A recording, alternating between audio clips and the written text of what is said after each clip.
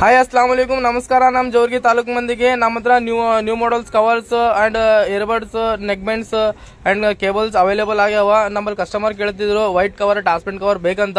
ನಾ ಮತ್ತೆ ತರಿಸ್ತೀನಿ, ಬರ್ರಿ ನೋಡ್ರಿ, ವಿಸಿಟ್ ಮಾಡ್ರಿ. MD ಅಸ್ಲಾಂ ಸ್ವಲ್ಪನಾಗ ಓಪನ್ ಮಾಡಿ ತೋರಿಸ್ತೀನಿ ಹೆಂಗದಪ್ಪ ಅಂದ್ರೆ ಬೈ ಗಿಚ್ ಕವರ್ಸ್ ಗಿಚ್ ಅವ, ಕ್ವಾಲಿಟಿ ಬೀಚ್ ಅದ, ಹಾರ್ಡ್ ಸಿಪ್ನಾಗ ಬರ್ತದ, ಮ್ಯಾಕ್ಸ್ ಸಿಪ್ನಾಗ ಅಂತ.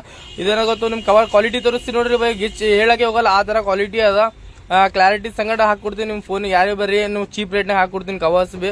ಇದು ನೋಡ್ರಿ boat original earbuds neck band B ಬಂದವ.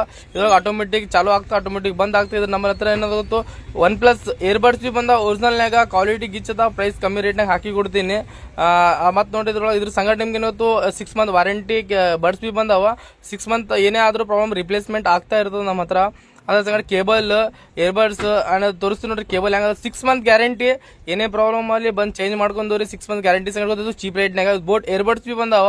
ಬೋಟ್ ಅಂದ್ರೆ ಒರಿಜಿನಲ್ ಬೋಟೇ ಇರ್ತದ, ಕ್ವಾಲಿಟಿ ಬಿ ಹಂಗೆ ಇರ್ತದ ನಮ್ಮ ಹತ್ರ. ಸೌಂಡ್ ಹಚ್ಚಿ ಚೆಕ್ ಮಾಡ್ಕೊಂಡು ತಗೊಂಡವ್ರಿ ಅಂತ. ಬರೀ ವಿಸಿಟ್